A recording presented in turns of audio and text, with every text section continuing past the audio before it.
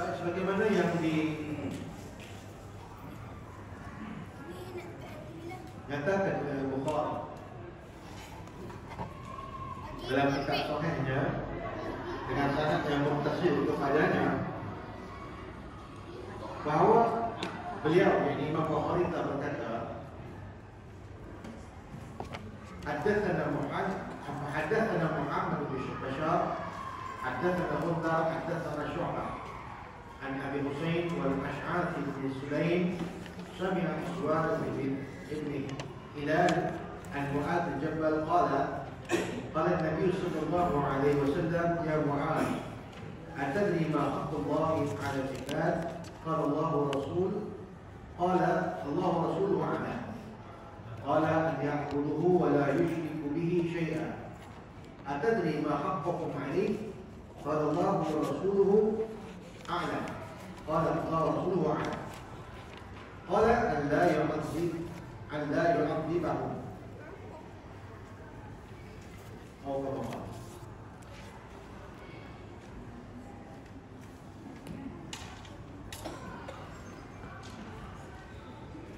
Telah menceritakan kepada kami Muhammad bin Bashar.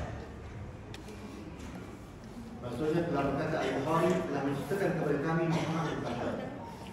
Telah menceritakan kepada kami Ghundar dan telah menceritakan kepada kami Syu'bah daripada Abu Husain dan Al-Ash'as bin Sulaim. Keduanya mendengar Al-Aswad bin Hilal daripada Mu'az bin Jabal berkata, Nabi SAW bersabda, wahai Mu'az, tahukah kamu hak Allah Ta'ala ke atas hamba? Jawab Mu'az, Allah dan Rasulnya lebih mengetahui. Nabi SAW bersabda lagi, iaitu agar mereka beribadah kepadanya dengan tidak membutuhkannya dengan sesuatu apapun. Tahukah engkau apakah Allah Ta'ala ke atasnya? Tahukah engkau apa hak mereka ke atas Allah? Tadi Nabi ini selanjutnya, Allah dan Rasulnya lebih mengetahui. Jawab Mu'az. Maka Nabi bersabda, iaitu agar dia tidak menyiksa mereka. Baik. Ini adalah merupakan hadis berkenaan dengan seruan Nabi kepada umatnya agar bertauhid kepada Allah Ta'ala.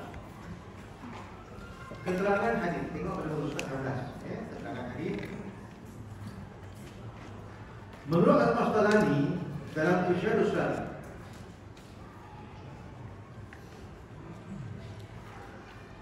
bahawa hak Allah Ta'ala telah terpenuhi, Haqqullah 'ala al-ibad, bermaksud sesuatu yang wajib dilakukan oleh hamba-hamba Allah, iaitu tidak mensyirikkan Allah SWT dengan sesuatu, mentaati perintahnya dan meninggalkan larangannya. Firman Allah SWT, wa ma khalaqtul jinna wal insa illa liya'budun ma uridu minhum min rizqin wa ma uridu an yut'imun inna Allah huwa ar-razzaqu dzul quwwatil matin. Yang bermaksud, dan ingatlah Allah Ta'ala tidak menciptakan jin dan manusia mereka untuk mereka menyembah dan beribadah kepada-Ku. Aku sekali-kali tak menghendaki sebarang rezeki pemberian daripada mereka, dan aku tidak menghendaki supaya mereka memberikan makan kepada-Ku. Sesungguhnya Allah Ta'ala dialah sahaja yang memberikan rezeki kepada sekalian makhluknya, yang memiliki kekuatan lagi yang maha kuat.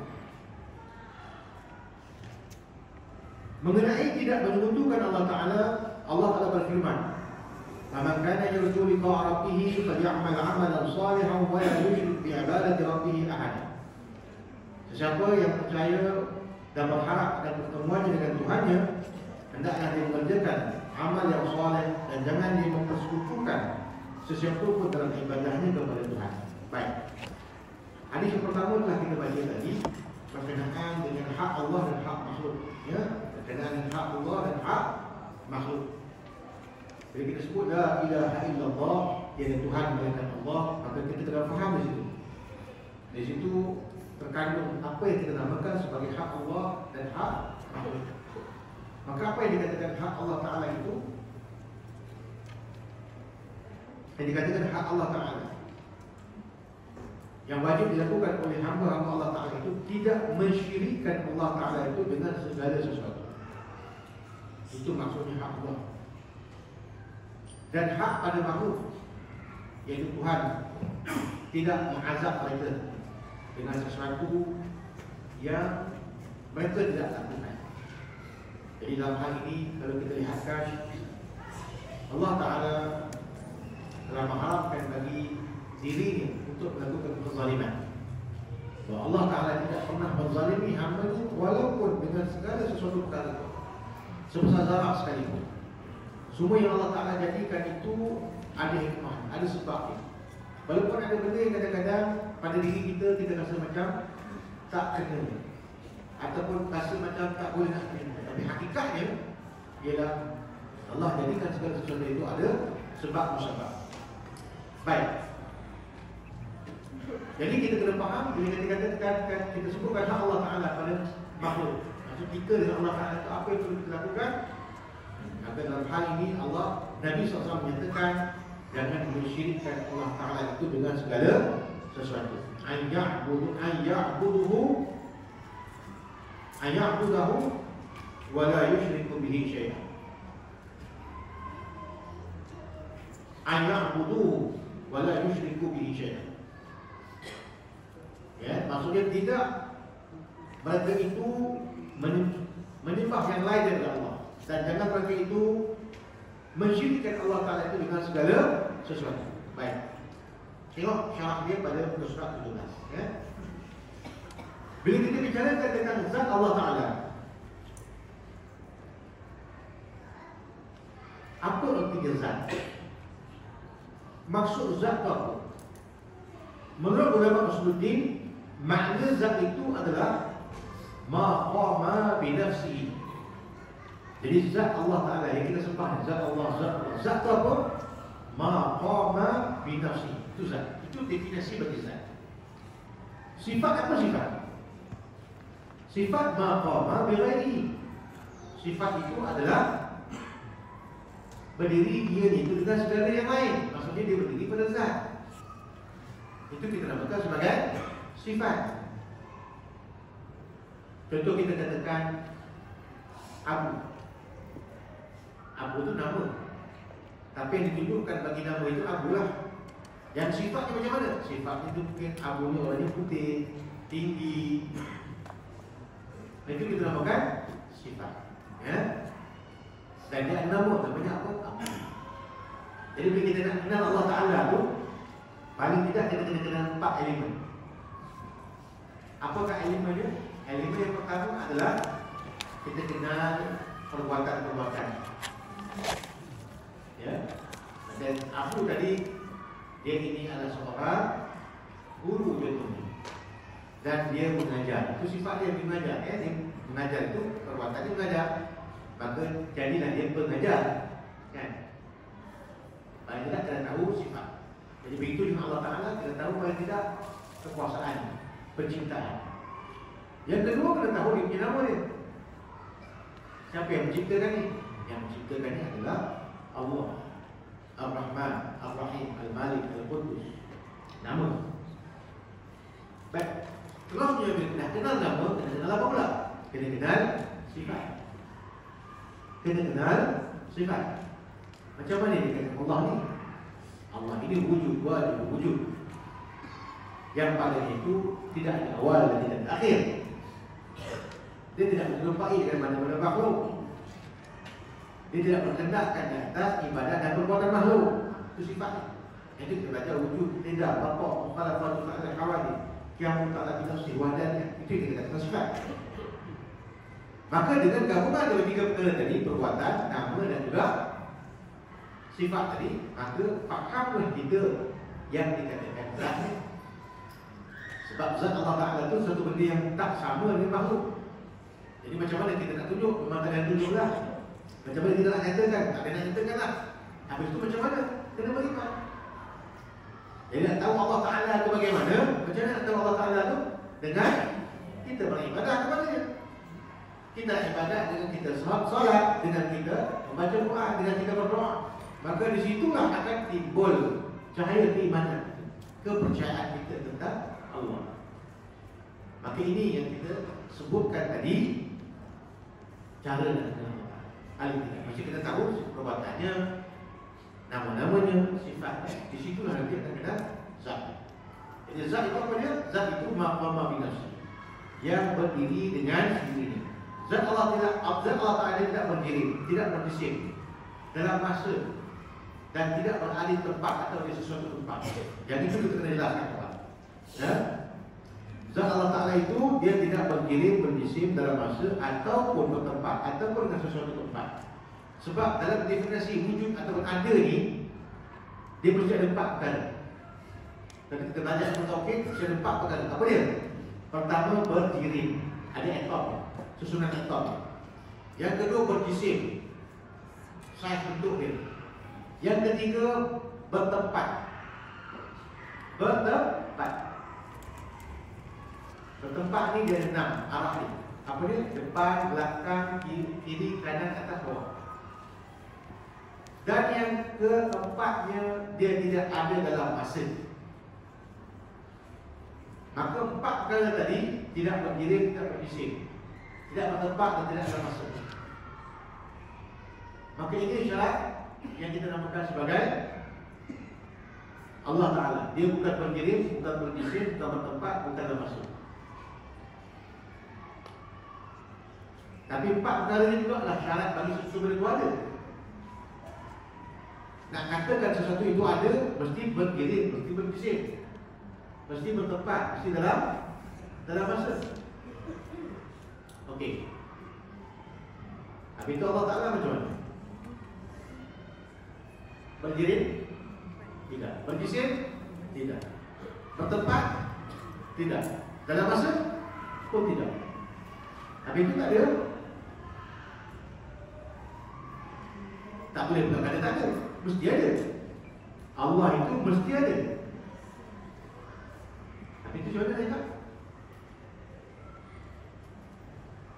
Dalam dewan kita ni, dalam dewan surah, ada tempat? Ada masa tak? Sekarang pukul berapa? Pukul 11, 10.50. Ada masa tak? Allah ada tak? Tapi itu tak ada tempat, tak ada masa, tak ada jirim, tak ada jisim. Macam mana nak sebutkan Allah Ta'ala ada? Macam mana kita nak kata Allah Ta'ala ada?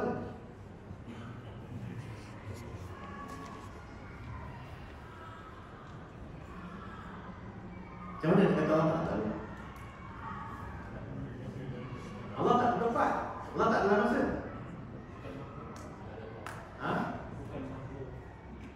Bukan makhluk. Sekarang ni dalam dewan ni ada tak Allah? Macam? Tengok.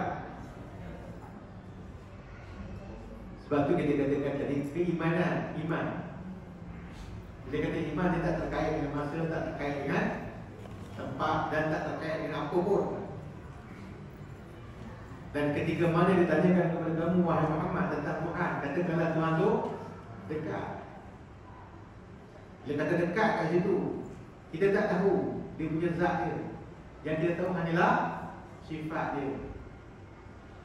Kita tak tahu. Wallahu a'lam. Dari segi zat kita tak tahu. Wallahu a'lam. Tapi dekatnya Allah Ta'ala tu dapat rasa tak? Dapat tak rasa? Ketika ditanya kepada kamu, wahai Muhammad, tentang aku, fa inni qarib, kata Allah. Aku menjawab doa hamba-Ku ketika mana dia berdoa. Allah mengetahui tak apa yang dalam hati kita? Allah tahu tak setiap naik turun nafas kita? Dia mengetahui segala-galanya, meliputi segala-galanya dengan ilmu. Nampak? Ini kita bahaskan dari segi sifat. Lepas tu kita balik pada sifat balik. Bila kita kata Allah Ta'ala ada ke tak ada ke, itu kembali kepada sifat. Bila kita belajar tentang sifat, ada 4 perkara yang tidak boleh kita nyatakan, dan kita nyatakan iaitu dengan sifat. Tak boleh kita nyatakan dengan jelas, melainkan kita nafikan 4 perkara ini. Apa dia? Pertama, aina. Yang keduanya, mata. Yang ketiganya, kaifa. Dan yang keempatnya, kam.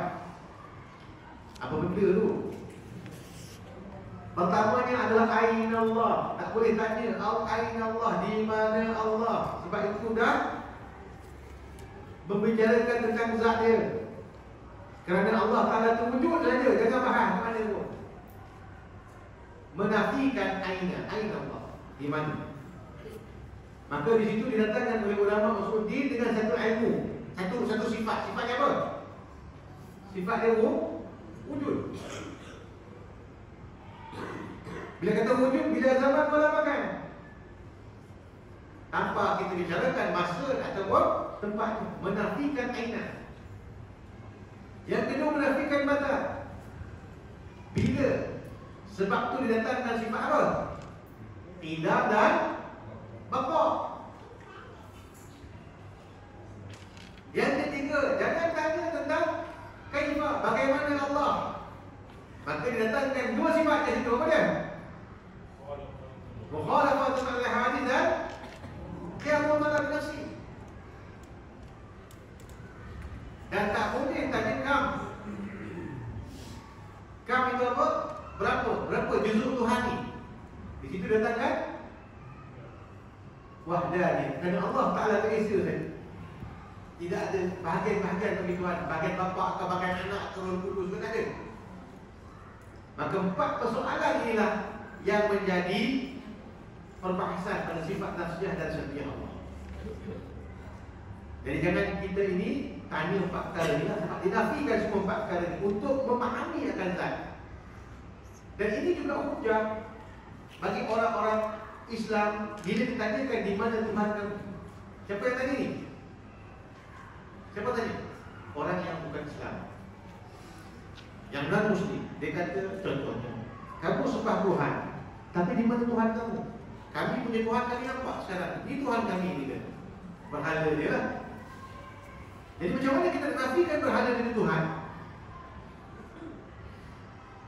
Macam mana kita nafikan ni?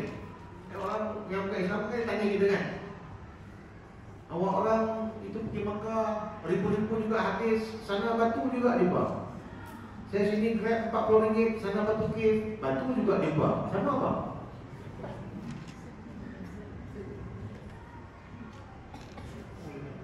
Kan? Apa itu beza dia punya Kaabah dengan kita punya berhala? Sama apa? Batu sama batu. Yang jawab.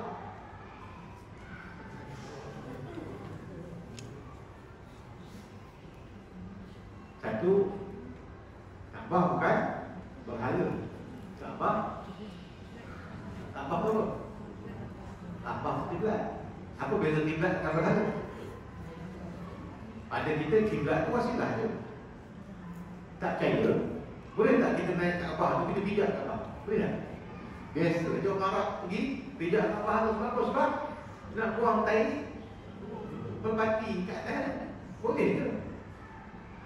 Berhala dia pijak lah. Berhala dia lah. Takkan berani dia pijak. Sebab dia sebab. Itu kan sebab apa? Tak. Itu wasilah Allah Ta'ala suruh kita menghadapkan wajah kita ke kiblat, ke Kaabah untuk kiblat nak sembah Allah. Kita buat sebab Allah Ta'ala perintah. Beza di antara berhala dengan kiblat. Okey. Kalau kita kata ni Tuhan dia, macam mana kita nak kata? Kadang-kadang saya dulu-dulu lah kan, waktu kecil-kecil kita suka tu acah-acah dia orang kan. Kadang-kadang ada soalan kan, kenapa kita pergi ke kuil India kan, dia punya Tuhan dia mata dia bulat-bulat kan, misalnya melentang. Kalau pergi ke kuil Cina kan, tokoh Cina, dia punya Tuhan dia semua sepek-sepek di mata dia. Jawapan dia, sebab dia datang ke kuil-kuil orang India tu, yang beragama Hindu tu, dia datang pakai sarung. Tuhan dia tengok mata terbelia dia. Yang dekat tokong Cina tu banyak asap, jadi Tuhan dia putih mata. Wah, dia pun pandai juga. Oh, awak bermain dengan saya punya agama. Dua orang pun sama jugalah. Kita bertanya, apa pasal? Apa sama? Dua orang lagi pula. Kita punya Tuhan kita nampak. You punya Tuhan, you cari Tuhan. Sama itu buat macam ni macam. Tak lah juga. Nanti turun bawah pun tak ada jumpa juga. Nanti sana turun lagi bawah.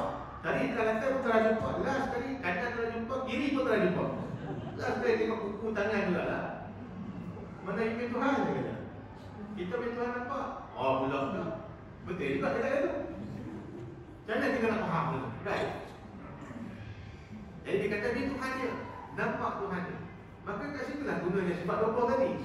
Yang 4 perkara tadi yang kita sebutkan tadi, menafikan aina, mata, kaifah dan hikmah. Okey. Tambah sekali kita bahas.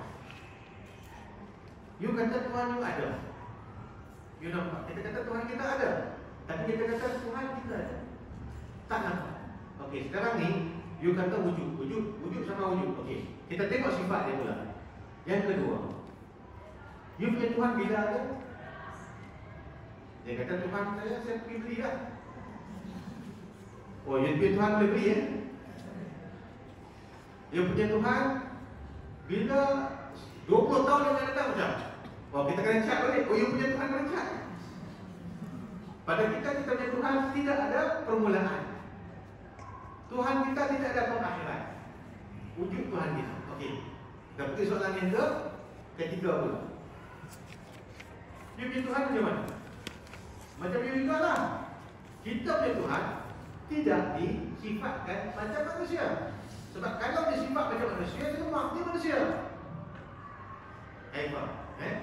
Maka Tuhan kita itu takkan sama dengan manusia. Yang kedua kita tanya, you punya Tuhan mau pergi mana-mana, dia kena angkat. Dia kena angkat. Dia ada tempat tu. Dia tak boleh diri dengan dirinya. Dia kena angkat. Lalat datang hinggap kat hidung dia pun tak boleh nak buang dia punya mudarat itu. Apa lagi nak bagi manfaat? Tuhan kita bukan itu macam. Tuhan kita bersifat mukhalafatul ta'ala. Dia pun tak ada bersih. Dia tak berketakkan kepada tempat berdiri. Tidak berketakkan kepada yang menjadikan. Dan tidak berketak pada perbuatan pada makhluk yang melakukan ibadah dan sebagainya. Itu Tuhan kita. Menafikan akan kaifah. Dan juga seterusnya menafikan akan kaf. Tuhan kita tidak berjujur macam mana Tuhan-Tuhan orang kafir. Nampak? Jadi inilah sebenarnya kita mengaji sifat 20 itu. Dan kerana itu pada sifat tidak bapa mukhalafatul al-hawadis kamu ta'ala tidak sedar wadahnya ini disebutkan sebagai sifat-sifat salbiyah. Apa itu sifat salbiyah? Ma la yaliqu bi jalla wa ala. Iaitu sifat-sifat yang menafikan barang yang tak layak bagi Allah Subhanahu wa taala. Yang disebutkan oleh orang kafir. Nampak? Jadi ini kefahaman kita.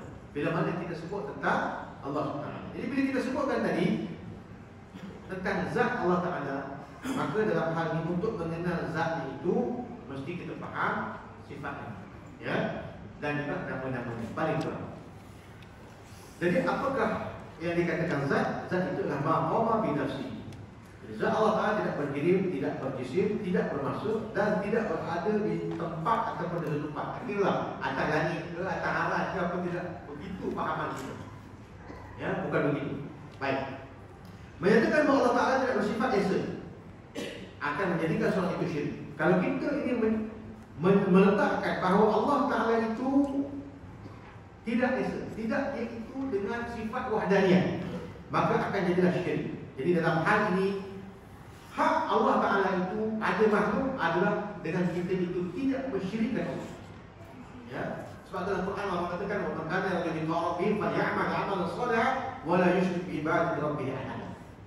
Kalau kamu nak pergi kepada Allah Taala, nak bertemu amalan sebab pertemuan, maka hendaklah kamu beramal dengan amal soleh dan jangan kamu syirik kepada Allah Taala itu dengan segala sesuatu. Baik. Sekarang ni kita bicara tentang syirik.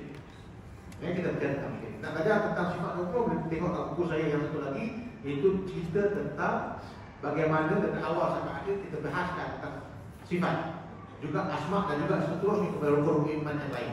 Tapi tentang buku ini kita akan khususkan tentang syirik, ya. Baik, tentang syirik Allah Ta'ala, apa itu syirik?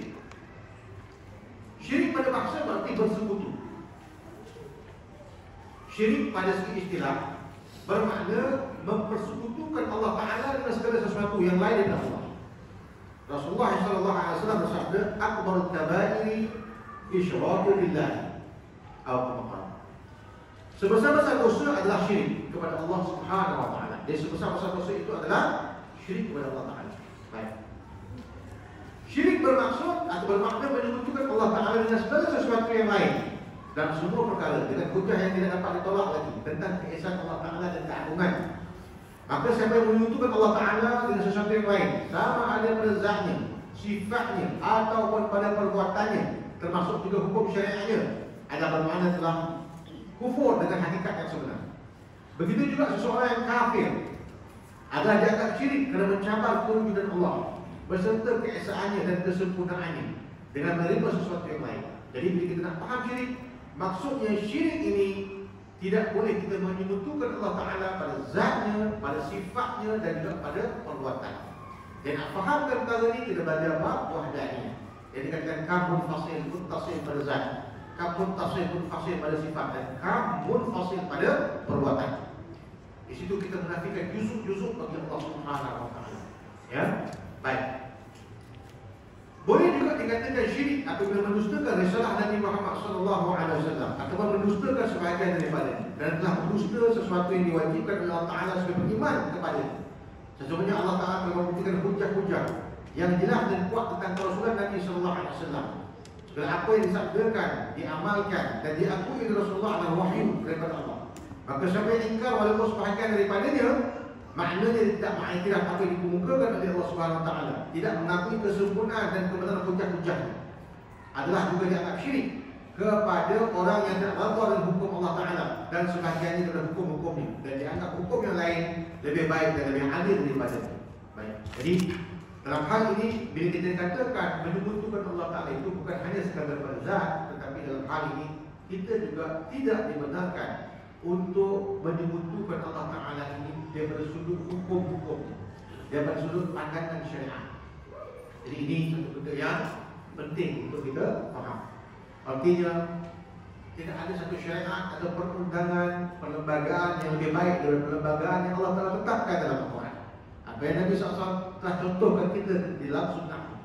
Tidak ada satu perkara yang lebih baik daripada apa yang telah diperintahkan Allah Ta'ala daripada sudut makanan, halal, haram dan sebagainya. Kerana itu semua adalah yang terbaik untuk kita.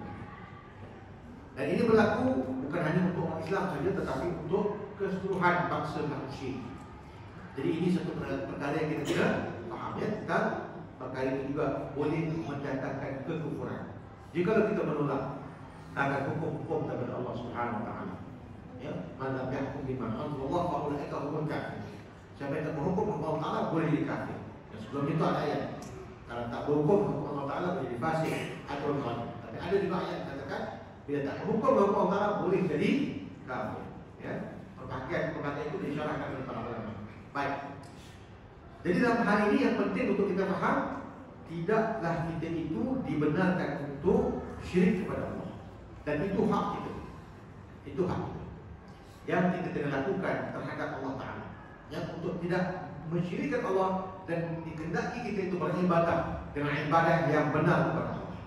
Ya, sebab itu kita kena yang pertama sekali mengikuti akan Al-Quran, yang kedua kena ikut akan Nabi SAW dalam istilah yang disebutkan tadi. Amalan soalan itu takkan dapat kita faham kalau tak faham kan sunnah Nabi. Maka di situ hak Nabi SAW pun kita kena lakukan, iaitu kita infak kepada baginda, dan yang keduanya tentang Allah Subhanahu Wa Taala. Sebab itu dalam kalimat syahadah ada dua bentuk kalimat, iaitu kalimat ketuhanan dan kalimat kerasulan. Kalimat ketuhanan la ilaha illallah, kalimat kerasulan adalah Muhammad Rasulullah, yang dinamakan sebagai syahadatain ataupun dua kalimat syahadah. Ya, kalau kami salah satu tak sah kita punya keimanan kita, melainkan kita memegang kedua-dua perkara ini. Baik, secara umum para ulama membagikan syirik kepada dua bahagian, iaitu syirik yang besar dan yang keduanya syirik yang kecil. Syirik akbar dan syirik asghar. Baik, syirik yang besar bermaksud mengambil selain Allah Ta'ala itu sebagai Tuhan, menjadikannya sebagai tujuan peribadatan dan menyamakannya dengan Rabbul Alamin. Itu syirik besar. Mengambil Tuhan yang lain daripada Allah, itu syirik besar. Contohnya seperti meminta perlindungan kepada selain Allah, bernazar untuk dihilangkan mudarat kepada selain Allah, mencintai selain Allah Ta'ala dengan kecintaannya sebagaimana kepada Allah Ta'ala, seperti sujud kepada yang lain daripada Allah. Dan ini semua adalah termasuk dalam syirik yang besar. Sedangkan syirik yang kecil itu adalah syirik yang tak sampai darjatnya kepada syirik yang besar. Ada disebutkan oleh para ulama sebagai perantara menuju syirik akbar, seperti riya, bersumpah dengan segala yang lain, mengagungkan makhluk yang tidak sampai ke darjat ibadat. Jadi dalam hal ini dia terbagi kedua, syirik besar dan syirik yang kecil. Syirik yang besar itu adalah sesuatu yang mengeluarkan kita dari agama. Dan syirik yang kecil dia tidak mengeluarkan kita dari agama, tapi batal amalan kita untuk itu. Ya, seperti riya, ujub, takabur dalam hati ketika melakukan ibadat, itu semua termasuk syirik yang kecil. Tidak pada syirik yang besar. Baik, perbezaan syirik kecil dan syirik besar, macam mana tahu beza dia? Pertama, syirik besar mengakibatkan pelakunya keluar dari Islam, seperti murtad dan kekal dalam neraka. Sedangkan syirik kecil tidak. Ya, syirik besar ini pelakunya keluar daripada agama Islam atau murtad. Ya, sedangkan syirik kecil tidak. Yang keduanya, syirik besar menghapuskan seluruh amalan. Sedangkan syirik kecil hanya menghapuskan amalan yang terdapat pada syirik saja. Jadi kalau kita katakan syirik yang besar, syirik besar itu adalah menghapuskan seluruh amalan. Sedangkan syirik yang kecil itu hanya menghapuskan amalan itu saja. Maksud amalan itu tidak amalan. Yang ketiganya, syirik besar tidak akan dimaafkan kecuali dengan taubat. Sedangkan syirik kecil berada dalam masyiat Allah Ta'ala atau kehendak Allah Ta'ala, iaitu jika dikehendaki oleh Allah, Allah boleh mengampunkan. Jika tidak, Allah Ta'ala akan menyiksa. Itu perbezaan antara syirik kecil dan syirik besar. Baik. As-Sanusi dalam mukadimah, Imam As-Sanusi, yang padanya itu kita ambil kaedah sifat rukun. Ya, sifat-sifat rukun ini dirumuskan oleh Imam As-Sanusi daripada orang-orang yang terdahulu sebelumnya, yang diambil bukan itu dari kitab Al-Lumah Imam Abu Hasan Asy'ari. Lepas itu kita katakan kita tu nisbah kepada Imam Abu Hasan Asy'ari. Dalam kitab Al-Lumah, di antara karya-karya terakhir Imam Abu Hasan Asy'ari, diambil oleh para ulama, disyarahkan dan kemudiannya dibuat satu kaedah oleh Imam As-Sanusi untuk kita faham sifat rukun. Ya. Baik. As-Sanusi dalam mukadimahnya membagikan syirik itu kepada 6 bahagian. Okey, ini penting untuk kita belajar, kita faham. Sebab nanti saya kaitkan dengan kalimah la ilaha illallah. Apa maksud la ilaha itu? Apa maksudnya? La ilaha illallah. Tidak ada Tuhan melainkan Allah. Maka di sini ada 2 perkara. Pertama, nafi, yang kedua isbat. Apa itu nafi? Menafikan. Isbat itu menetapkan. La ilaha illallah. Tidak ada Tuhan. Apa yang kita nafikan? Apa yang kita nafikan? Apa yang kita nafikan? Nafikan? Tidak Tuhan. Tuhan yang mana? Contoh, berhala. Selain Allah.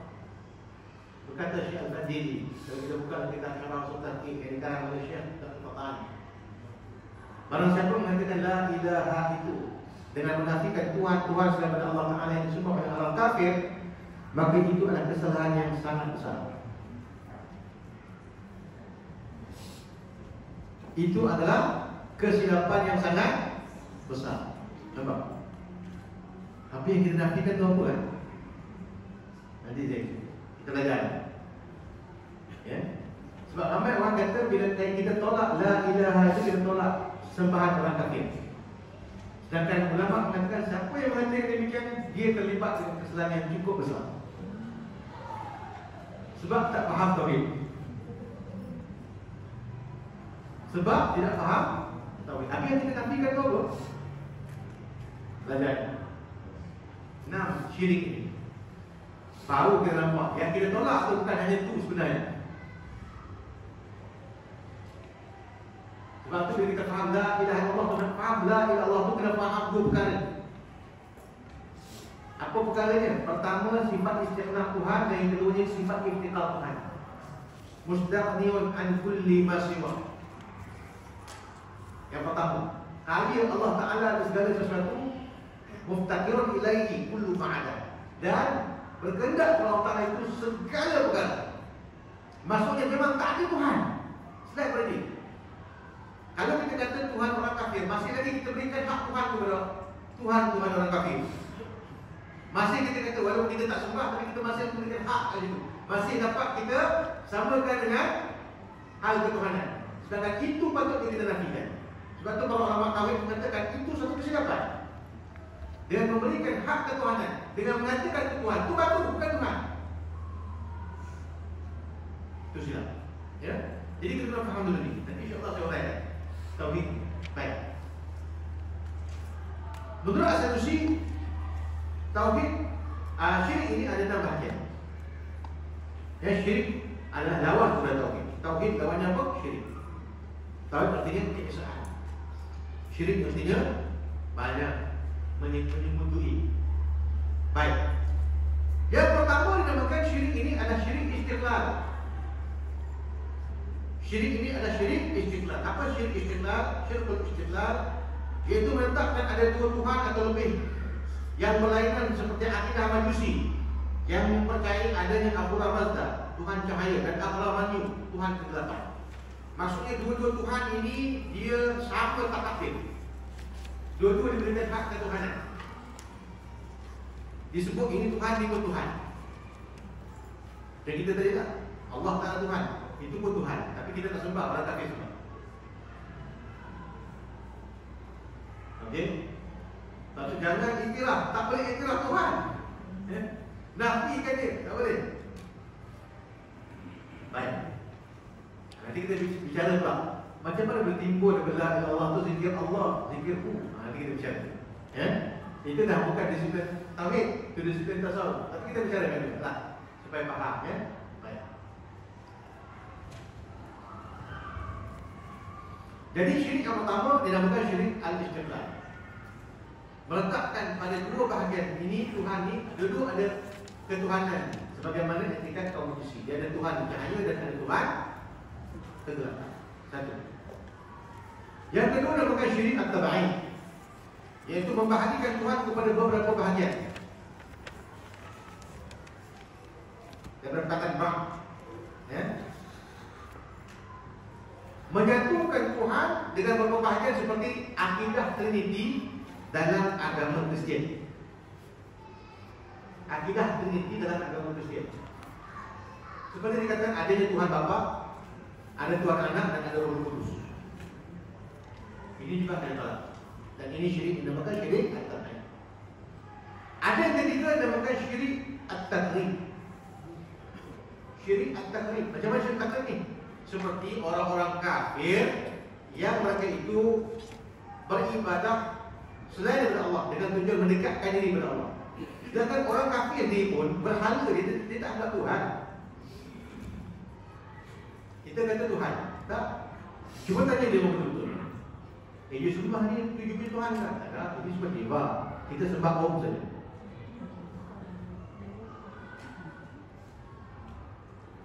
Bagi dia dewa je. Jadi apakah mereka itu menyembah dia Tuhan? Dan Allah sebut dalam Quran, "Wa ma na'buduhum illa liqarribunallahu zulfa."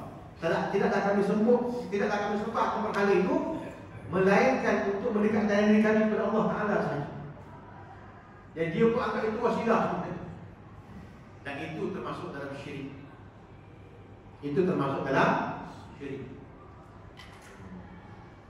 Dan itu pun sama juga, bila kita pergi Mekah, jangan ingat Allah dalam Kaabah. Ya. Kita pergi Mekah, ingat siap pesan kat kawan kita. Jangan cakap yang Mekah-Mekah, kat sini semua dia bayar cash tau. Dia punya takut terbaca kat tanah Mekah, kan? Kat tanah haram. Betul lah, tanah haram ada kemuliaan, Kaabah ada kemuliaan.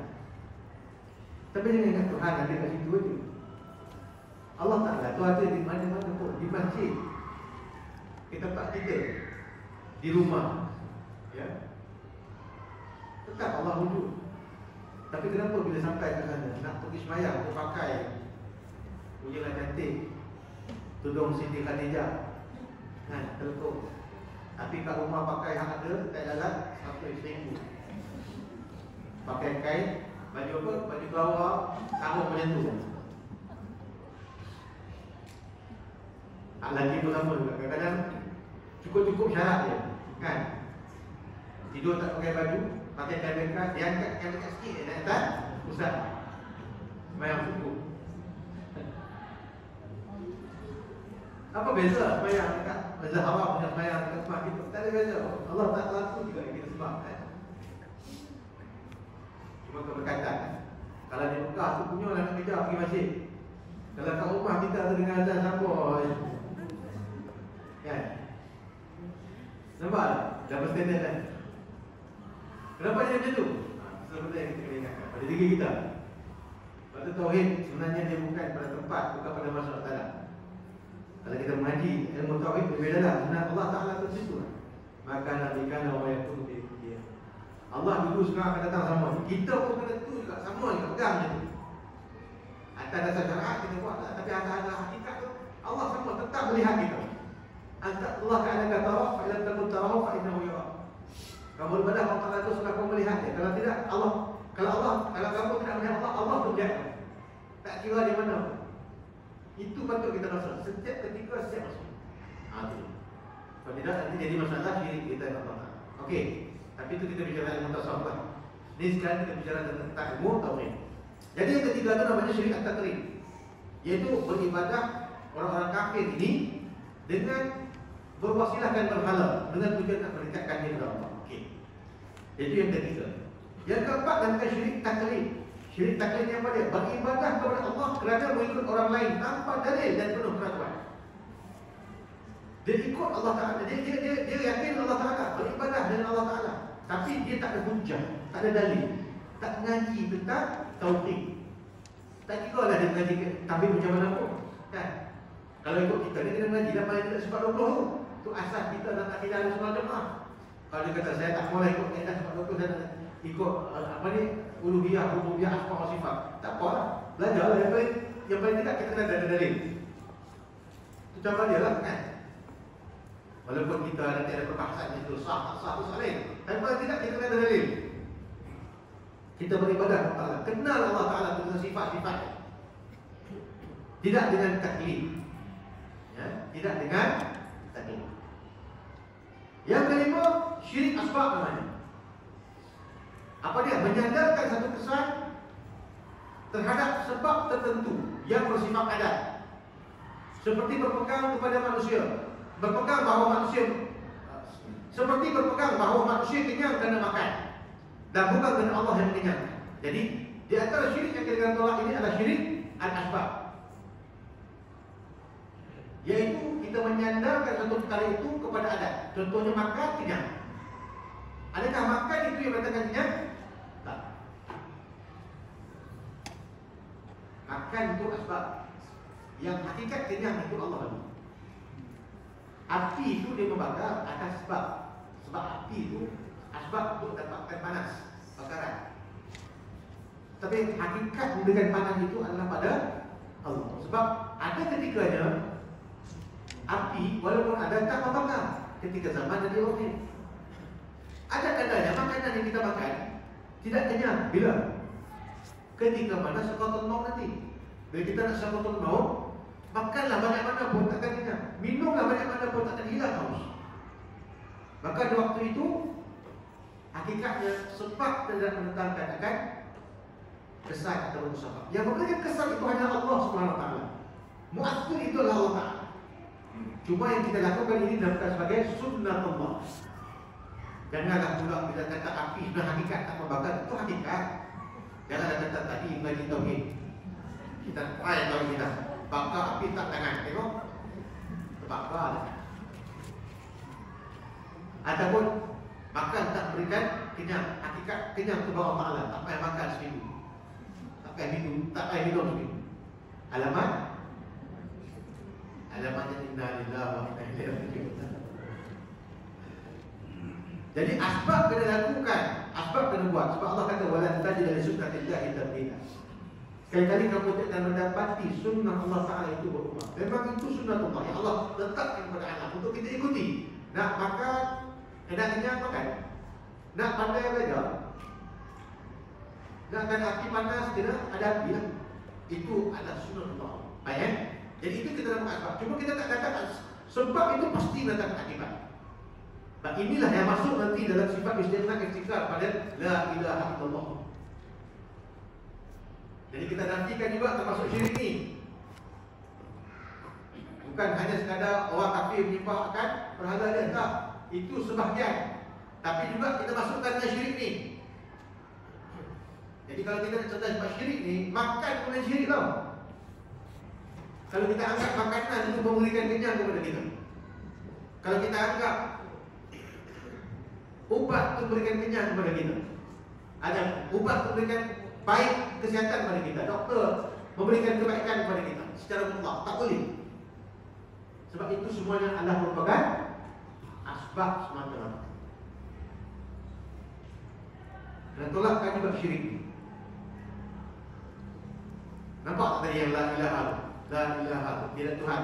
Jadi bukan syirik yang 1, 2, 3 aja. 1, 2, 3, 4 termasuk syirik yang kelima ni, termasuk kita tolak. Baik. Yang keenam dinamakan syirik al-aghrad. Syirik al-aghrad. Apa itu syirik al-aghrad? Syirik dalam bentuk tujuan, iaitu beramal kerana selain Allah. Sebab apa dia beramal? Sebab apa dia sembahyang? Sebab nak tunjuk kat orang, kan? Nak tunjuk kat orang sebab pemilihan raya tak lama lagi nak datang. Nah, contohnya,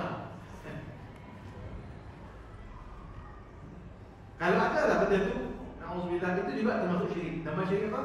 Allah. Riya dengan ibadah. Allah kata fawailul lil musallin alladzina hum an salatihim sahun alladzina hum yura'un.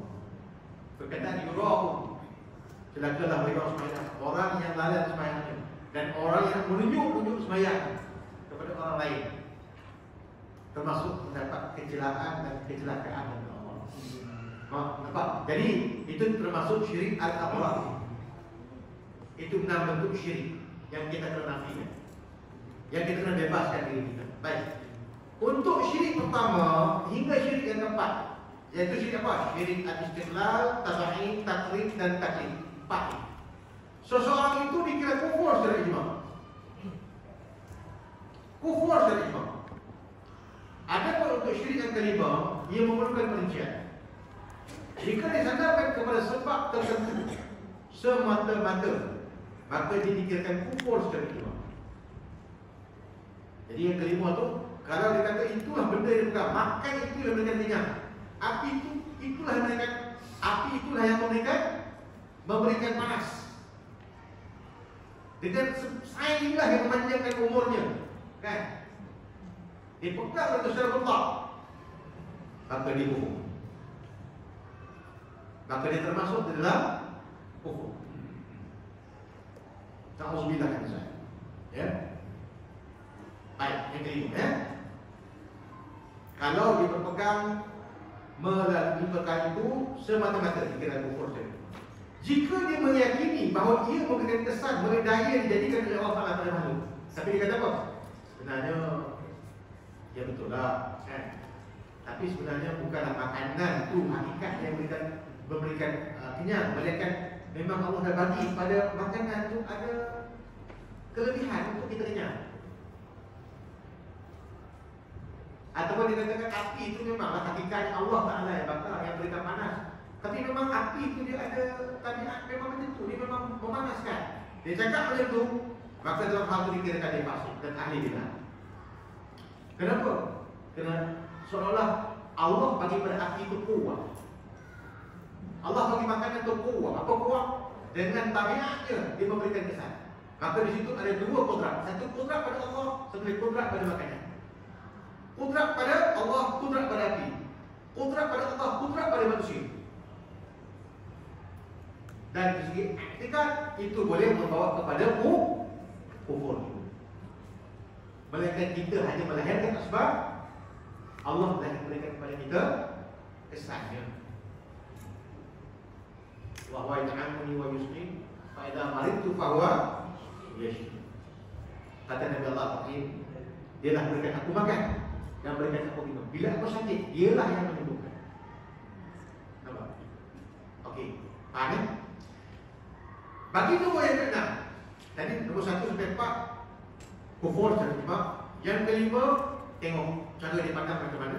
Kalau dia anggap dengan asbab itu mempunyai kesan khas yang Allah bagi pada dia, dengan adanya kuah yang sendiri, boleh jadi kufur. Kalau dia kata tak, ini adalah daripada Allah Ta'ala, Cuma pada bahan-bahan dia atau penerapan makhluk ni memang dia kuat dia, maka dia jadi fals ya, menurut ahli bidah. Ya. Kalau dia kata secara umumnya dengan sebab-sebabnya jadinya akibat dia boleh kufur ya, pada bab yang kelima tu. Ada pun yang keenam, kalau ada padanya itu maka dikirakan maksiat, tidak kufur secara itu. Kalau bersemayam dia nak tunjuk kat orang lain sebab nak menang pilihan raya dia lah kan. Ataupun dia buat satu kebaikan untuk ditunjukkan baginya itu sifat-sifatnya, maka dalam hal ini tidaklah dikufur, melainkan dia termasuk fasik semata-mata. Namun perlu ditolak untuk memurnikan kita punya la ilaha illallah tadi. Okey. Semua perkara yang kita sebutkan tadi syirik itu hendaklah kita nafikan. Baik dalam konteks la ilaha illallah tadi. Bila kita sebut la ilaha, tidak ada Tuhan yang nak kita nafikan dalam perkara ini. Nampak? Bukan setakat apa yang orang kafir sebab, tetapi termasuk juga makan minum kita yang tiap-tiap hari kita adab tu, kita kena etikatkan bahawa hakikat yang mengenyangkan kita adalah Allah. Hakikat yang memberikan kepada kita hilang haus adalah Allah. Hakikat yang menyembuhkan kita adalah Allah. Nampak? Maka apa maksud la ilaha tadi? Yang kita nafikan apa dia? Yang kita nafikan adalah kebesaran makhluk. Kebesaran makhluk. Secara total yang kita katakan la ilaha adalah kebesaran makhluk. Illallah, malaikat Allah yang memberikan kepada kita segala-galanya, dengan nafikan enam perkara itu. Dan bila mana perkara itu dianggap sebagai bentuk zikir oleh para ahli sufi, maka mereka itu menafikan yang nafi hanya meletakkan isbat. Bila orang sufi dia meletakkan yang nafi itu semua nafi lah. Maksudnya tidak ada la ilaha melainkan illallah. Jadi dia zikir dengan zikir apa? Isbat semata-mata Allah. Bila masalah nafi dinafikan dan isbat ditetapkan. Ialah apa nafi itulah. Melainkan isbat, tidak ada hitam dan putih. Yang ada apa? Yang ada kat baju saya apa? Tidak ada hitam melainkan putih. Apa yang ada kat baju saya? Putih je lah, ada tak hitam? Tak ada kan? Tidak ada hitam melainkan putih. Tak payah nak sebut lagi tidak ada hitam tu, sebab putih je lah. Sama juga bagi ahli sufi. Dia tak sebut la ilaha illallah, dia sebut Allah saja. Bukanlah kata yang afdal Allah, yang afdal la ilaha illallah, tapi pecahannya. Afdal zikri fa'lam annahu la ilaha illallah. Tidak ada zikir yang lebih tinggi daripada la ilaha illallah. Tapi dalam keadaan memahamkan di antara nafi dan isbat, dia gunakan isbat. Allah. Itulah. Habis itu tu jawab. Maka daripada Allah kita ringkaskan lagi. Disebutkan hu apa? Hu Allah. Hu itu kembali kepada Allah. Ini kalau nak faham, kena faham kaedah bahasa Arab. Dinamakan sebagai khabar mahzuf. Khabar yang ditiadakan. Disebut hu, tapi hakikatnya hu Allah. Dalilnya ada tak? Ada. Sebab nanti kita akan jumpa dalam buku ni juga hadis Nabi SAW ditanya berkenaan dengan sahabat yang menggunakan zikir Kul huwallah itu sebagai satu zikir ni. Nabi kata sesungguhnya zikir Kul huwallah itu termasuk 1/3 Quran. Baik, dalam Kul huwallah ada tak huwallah? Ada tak huwallah? Kul huwallah ahad. Ada tak huwallah? Ada.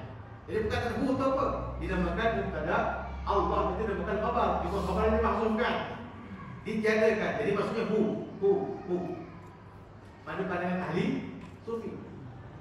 Konteks daripada la ilaha illallah.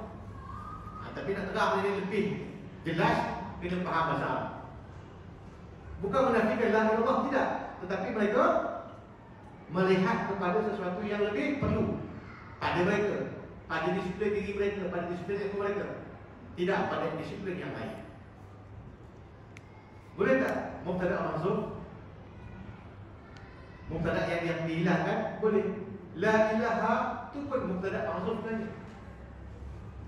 La ilaha, dia ada khabar dia yang dihazafkan. Patutnya la ilaha ma'budun illallah. Perkataan ma'bud dihazafkan. Baik, itu secara ringkas yang saya nak uraikan. Baik, balik ke sini.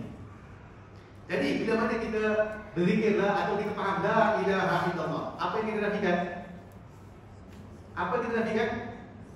Kebesaran makhluk. Bukan Tuhan-Tuhan sembahan orang kafir sahaja, tapi kita kena nafikan juga kebesaran makhluk. Nak faham kebesaran makhluk tu apa dia? Apa kebesaran makhluk tu? Apakah kebesaran makhluk tu? Syirik yang kafir lah.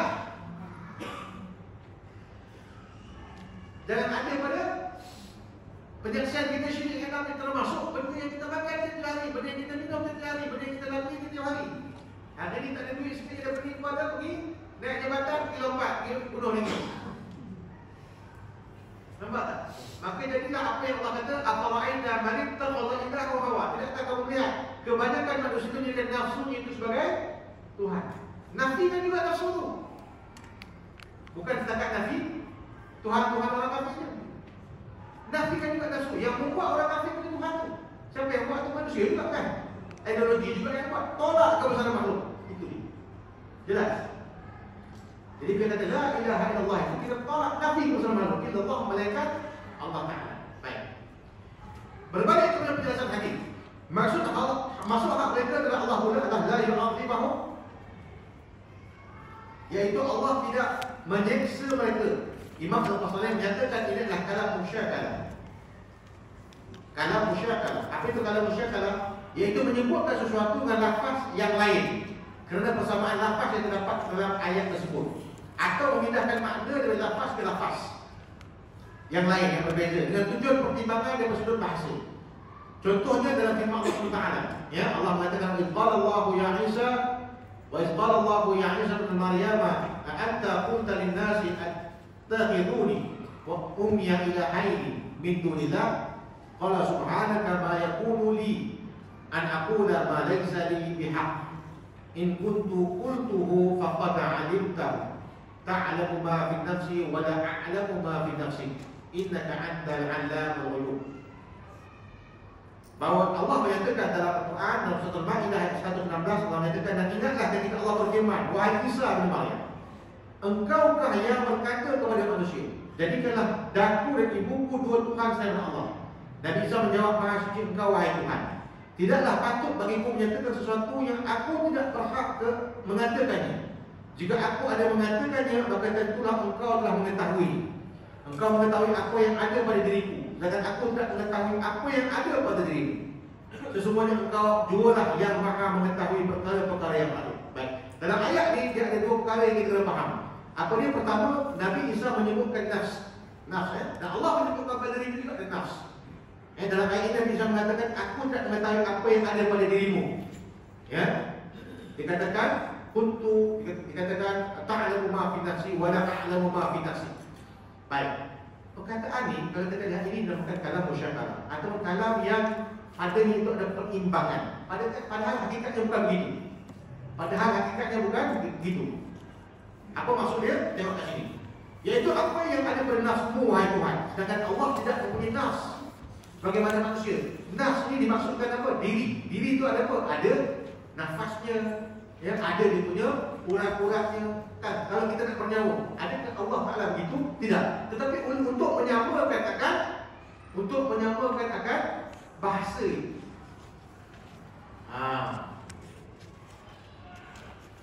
Macam kita katalah, wahai Tuhanku, aku tak mengetahui akan diriku sebagai engkau mengetahui akan dirimu.